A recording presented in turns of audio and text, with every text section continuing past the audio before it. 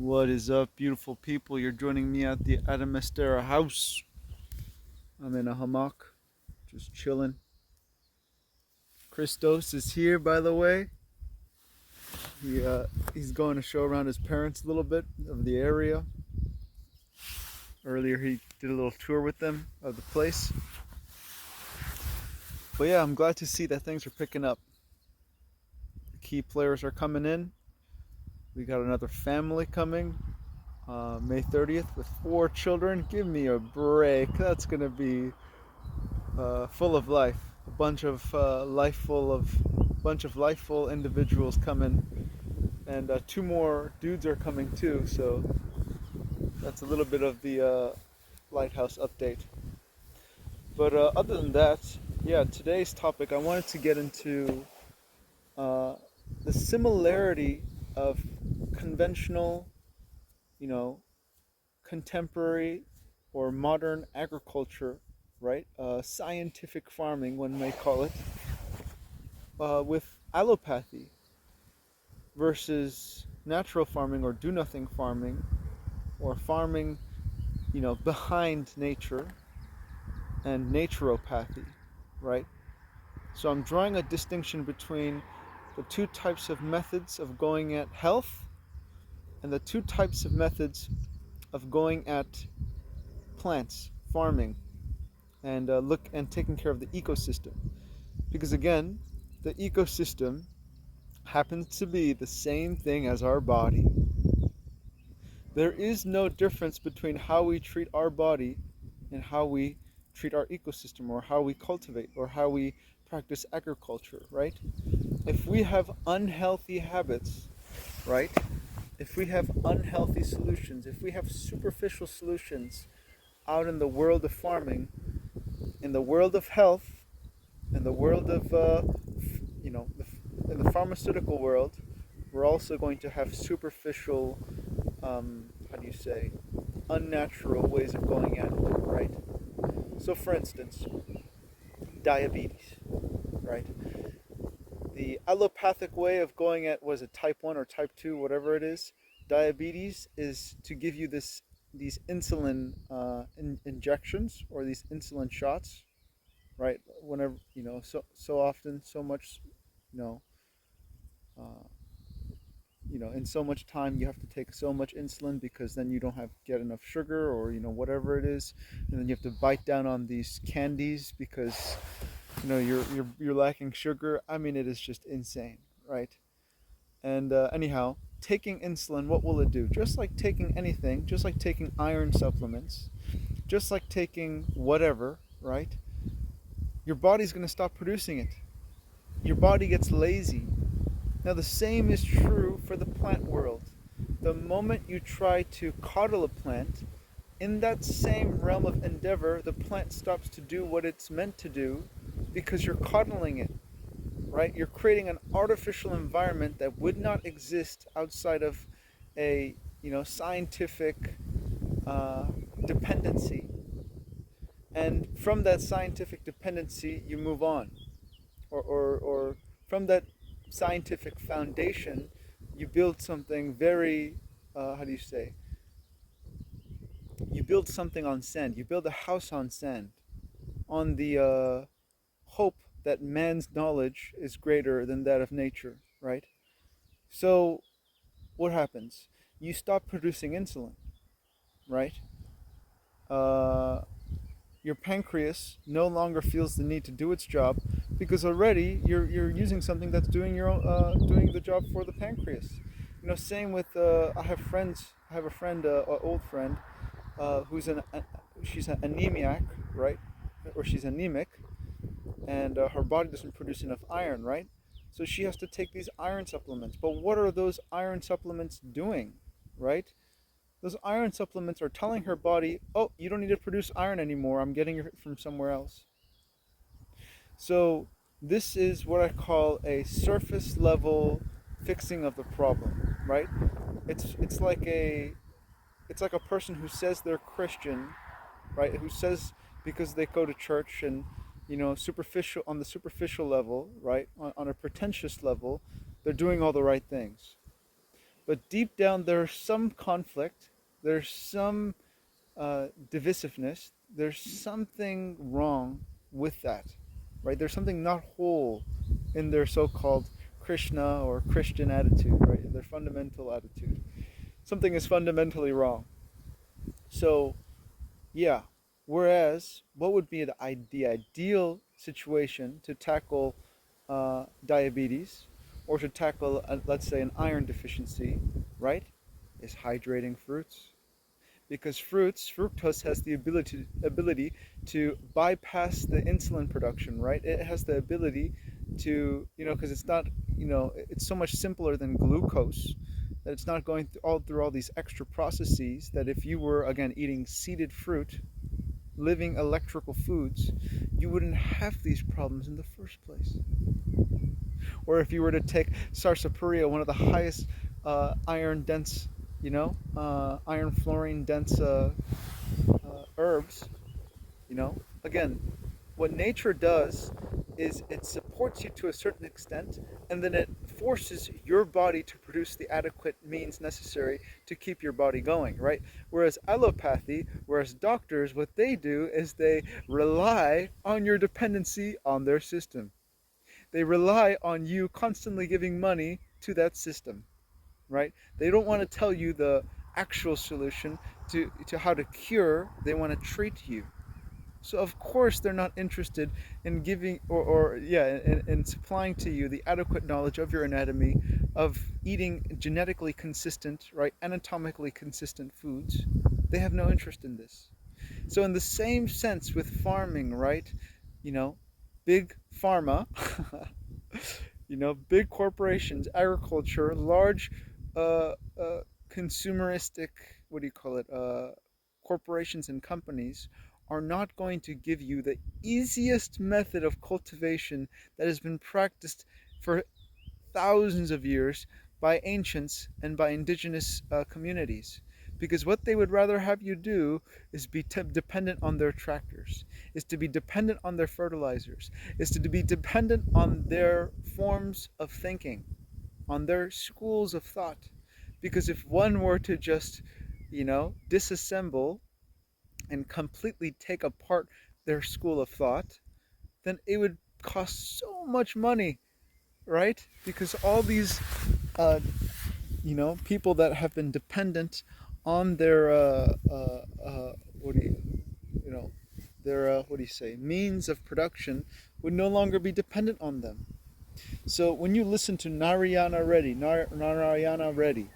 the Indian dude who's a Fukuoka follower, when you listen to Fukuoka, when you listen to this new guy I found, this Italian man, Kutluhan, when you listen to Patagionomanicus or whatever, I forgot how to say his name, from Greece, all these great natural farming Fukuoka men, right? They tell you that, you know, for normally you would see in the shops that organic foods are super expensive, right? This is another psyop because again they're using organic fertilizers, right? They're killing in an organic way, right? Or organic pesticides, I mean, sorry, and certain organic fertilizers, right? uh, they'll tell you that organic foods shouldn't cost more, they should cost less, with natural farming, because basically your input cost would be zero. Narayana Reddy always says you shouldn't be bringing external things into your farm. There should be a cycle of constantly mulching, things falling, organic matter falling on the ground, and then the microbiota in the soil increasing and exponentially developing, and more bugs start to work with each other, work with the ecosystem and each other, right? More termites, more worms start to come into your soil, and it just gets better and better. It's almost non-linear, the amount of improvement that comes to your garden. And in the same sense, right, uh, your production cost decreases as time goes on, because in the beginning your soil might be crap, your layer of humus might be crap, so you do sometimes have to source external resources to start off your farm. That is true. However, after you get your farm going, this is not the case, right? After your soil is regenerated, it doesn't need as much because it's already so independent. So again, this is precisely what modern, sophisticated, so-called sophisticated scientific agriculture is aiming for, is to create a dependency, to have a depleted soil so that you would always need to use their electricity, their tractors, their chemical fertilizers, their pesticides, because you're not going to be able to create a balanced, coherent environment. What a rant. But anyhow, so this is the exact same, right? You can see the similarity with the insulin, with the iron deficiency, right? They want you dependent on their products. And the last thing they will do is show you how to become independent, show you how to create your own humus, your own topsoil, and your own thriving of, you know, biomaterial, of biomatter, right? Of worms, of birds, of bugs, of termites, of whatever it is, creating aeration and activity and movement in, you know, in your farmland. So it's just funny that way, right? That you know, the more simple you get, the more easier it is, and the more natural it is, right? How complex is a hospital system, right? You know how easy it is to heal a grape fast.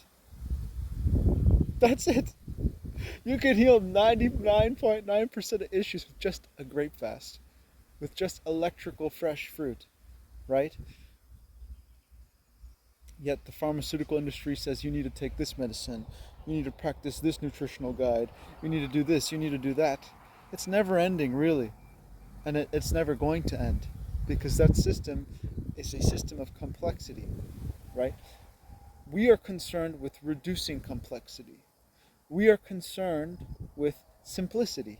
We are concerned with a concise way of living, which means a living that isn't so confused, that isn't so, how do you say,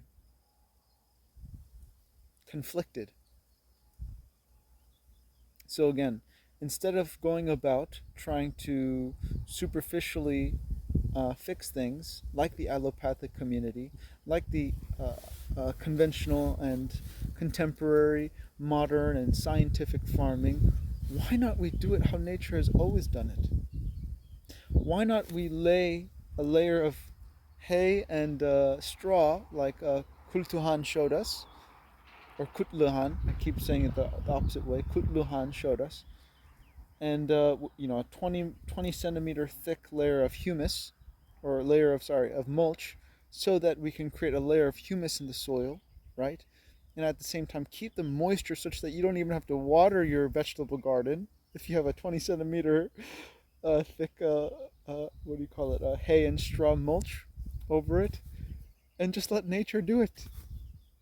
You know, why don't we go on a fast, right? If we're sick and we have 5 different kinds of, you know, genetic illnesses, or, you know, whatever diseases, you know, we got, what is there?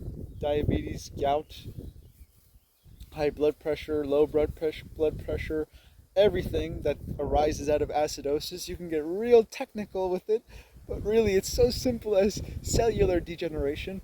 Why don't we get so simple that we just eat less, we breathe deeper with our diaphragm, we don't create the opportunity for our frequency to be lowered, right? For our pH to be lowered, right? We alkalize the body with either alkalizing food or no food at all, and simplify. No. Nutritionists would have you, you have to take this at this certain time, you have to eat this amount of times a day. You know, what does nature do to an animal when an animal is sick?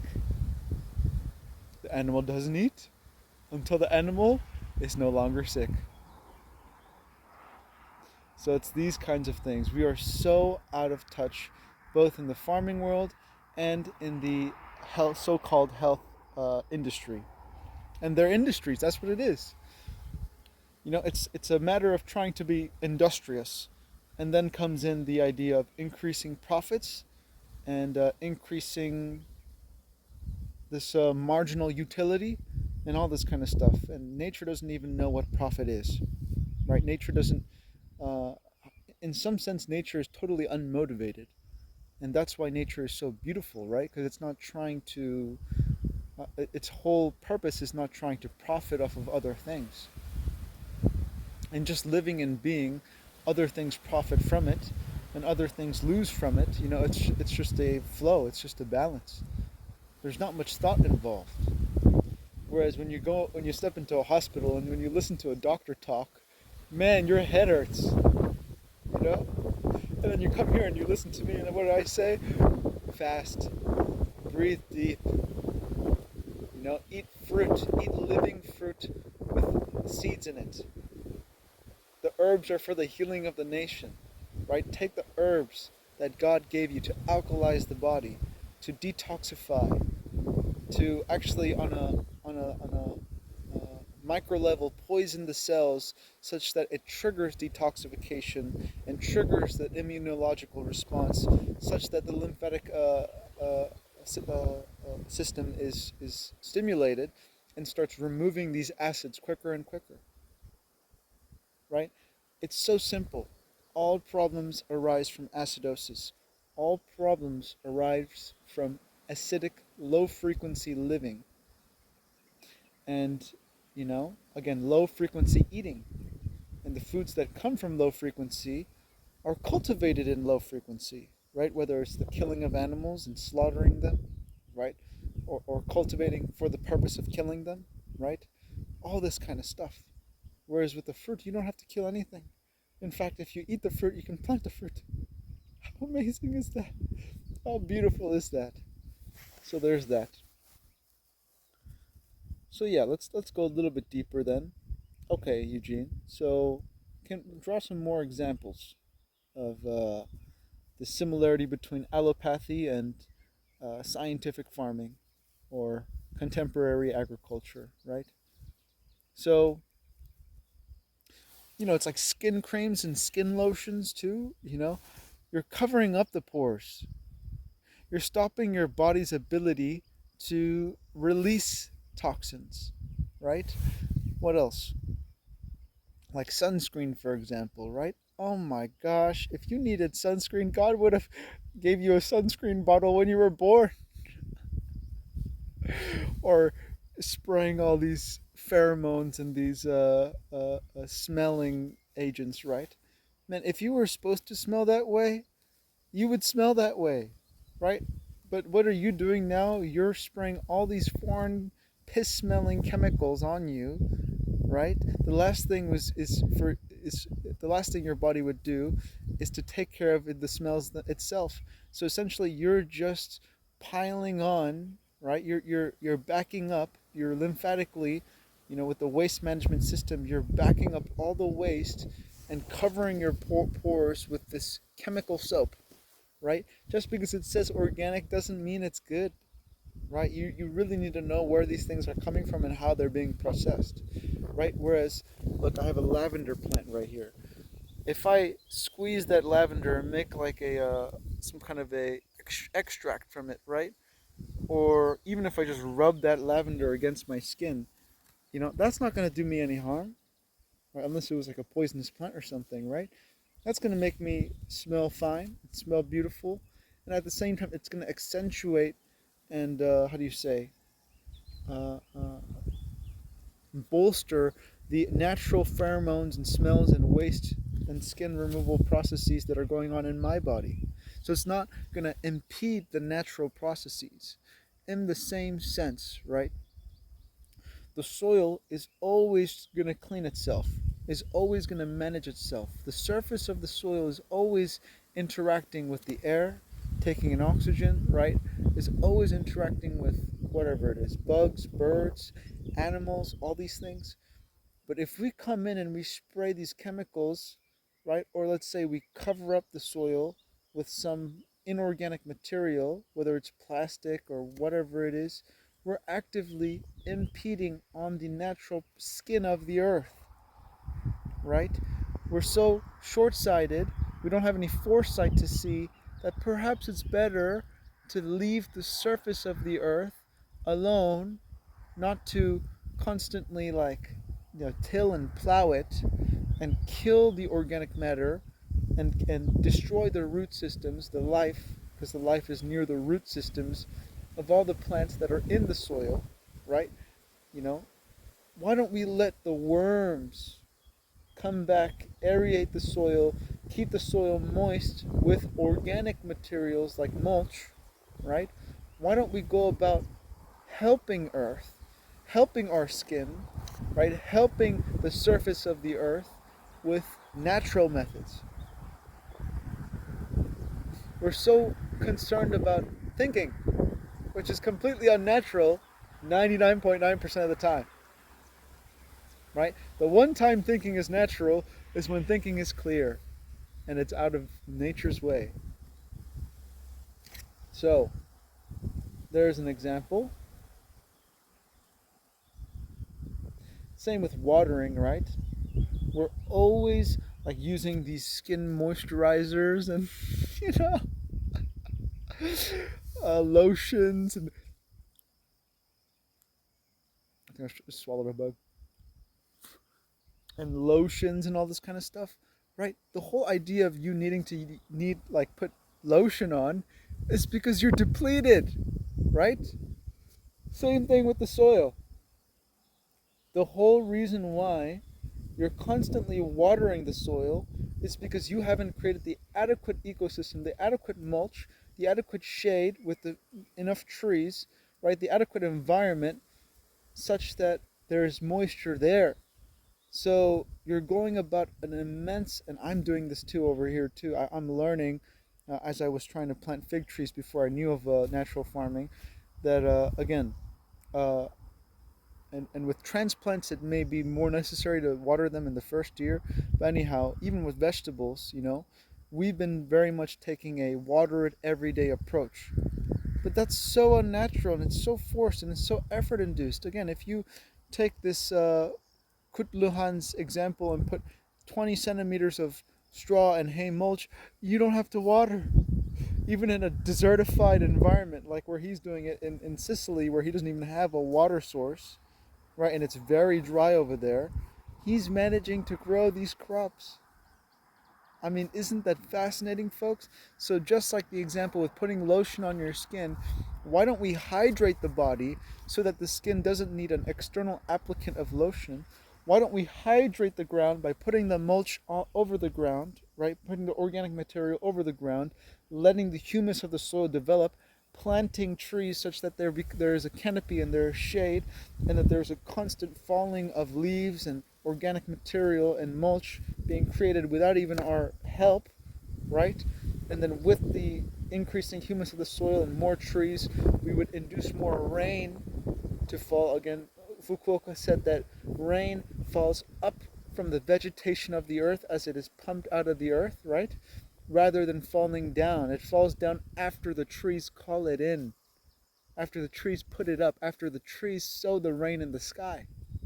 So in this same sense, rather than solving this problem of lack of hydration superficially with lotion products, or constantly irrigating the soil, or creating these immense irrigation channels, right? I mean, sometimes it is necessary, but most of the time there's an easier solution to it. There's a more simple, more profound, more fundamental, basic solution that we can get at, right, to solve these issues of dehydration, which is the biggest issue on earth, right? We're eating all these cooked foods, we're eating all these dead foods, we're eating all these non-electrical foods, and really our cells are dehydrated. And the soil very much is dehydrated. So there's another one. What else? Yeah, just generally, I think I covered this before the irrigation and the dehydration part, was just using of chemicals, using of man-made formulas. What happens when you don't have a formula? What happens when you don't have electricity to manage a pump, right? What happens when your tractor falls down and let's say you don't have the money or the means to fix it, right? Then you're lost, right? Because how you knew how to do things without, you know, being fully independent with nature will ultimately and eventually become your downfall, right? And even if you always have the ability to be dependent on nature, your input costs, or sorry, if even if you always have an ability to be dependent on contemporary scientific and modern agriculture practices, your input costs are sky high, and are continually going high because, again, those industries that are creating all these artificial solutions for you to farm, right, and increase yields and production, right, they don't have your best interest at heart. So eventually they're going to price gouge their chemical fertilizers, their chemical pesticides, their tractors, equipment prices. You know, they're not on your side. You know who is on your side? Your mother, nature, the earth. She's always on your side. She's always trying to help you, right? Until we bite her helping hand and spit on her and step on her and just try to make profits out of her for big industry and big corporations. So, in this sense, instead of going about an artificial, superficial solution, why don't we go at the heart of the issue? Why don't we realize that the insect problem that's having us, that's making us need these, you know, unnatural pesticides, even organic pesticides? The reason why we're trying to kill all these insects is because there is some kind of a lack. There's some kind of a space to fill. There's a void in the ecosystem, in the insect ecosystem, with the birds, with other predatory insects, in the environment, right? Such that, we have to fix the entire environment and not just try to fix the insect problem on its own. It's a very limited and partial way of looking at things. Whereas, again, if we increase the biodiversity in nature, just like they found in Fukuoka's farm, right? The insect problem without any fertilizer will be better, right? The insects will affect the yield much less than the farm that of his neighbors that were spraying these chemical pesticides, and still their yields and their insect problem was worse. So what works for us in the short term is shooting ourselves in the foot in the long term, right? This is both for health and for farming, right? There's no shortcut to health. There is no shortcut to farming.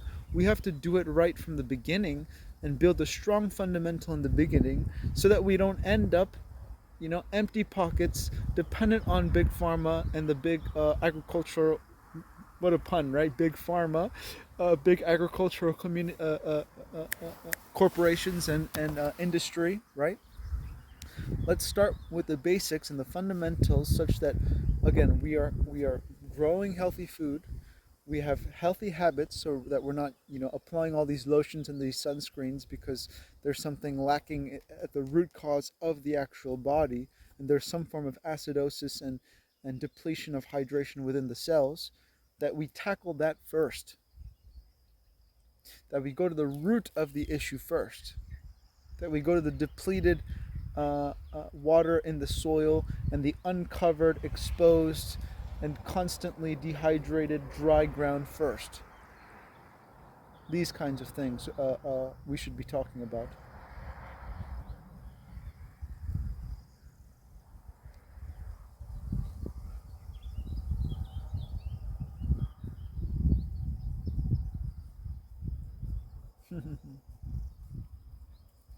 I think I've talked a good bit today, but yeah, again, I just want to reiterate and draw that fundamental similarity of how, again, allopathy and agricultural or contemporary and modern agricultural practices both don't. Oh, hello, Titan. Both don't solve the issue at the root level, at the base fundamental level. They are concerned with artificial, synthetic, superficial solutions. That's basically a disaster waiting to happen. It's basically a ticking time bomb. It's basically waiting such that the lymphatic system cannot even, function anymore, so that your kidneys just explode, right? And your, the septic tank is so backed up that the shit is coming into the house, right? That the waste removal system in the body is so backed up that eventually, you're gonna die, right? Because the waste is not going to be able to be emptied at all, since it's already being emptied in a superficial fashion. In the same sense, we're going to be cultivating in these unnatural methods such that we're going to continue to deplete the soil, to kill the soil, and create all these deserts that we've been doing in the Americas and the Africas. Now we're cutting down trees in the Amazon. I mean, it's just a disaster.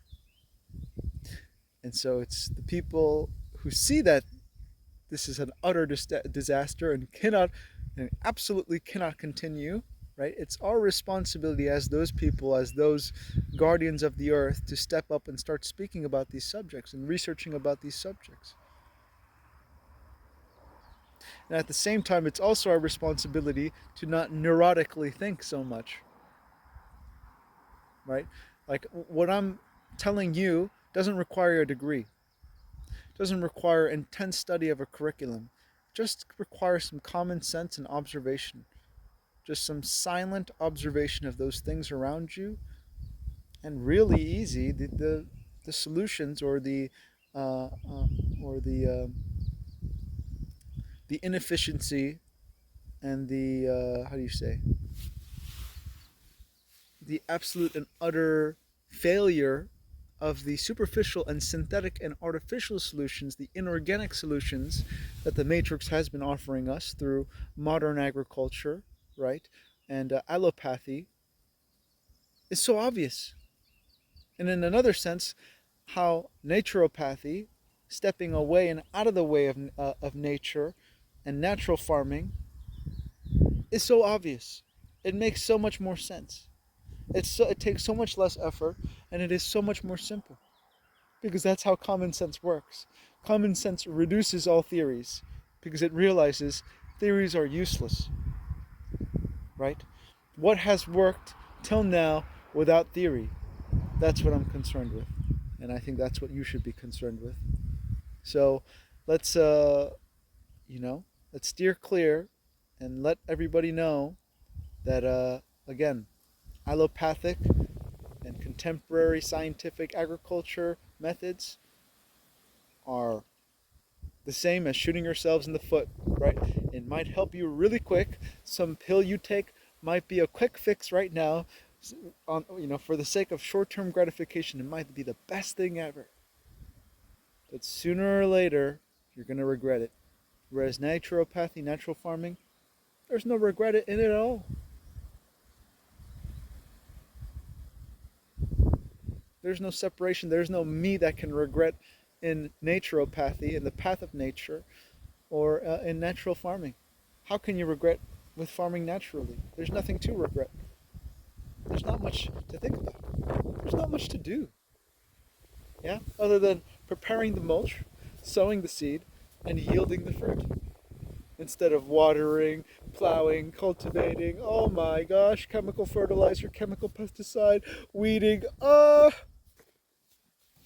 So, if you appreciate the fantastic information I bring you, because right now I do this for free, right? And at the same time, I want to do this full time. I don't want to have to go, work at a job to sustain myself or to feed myself, especially before we have the adequate land to produce such things.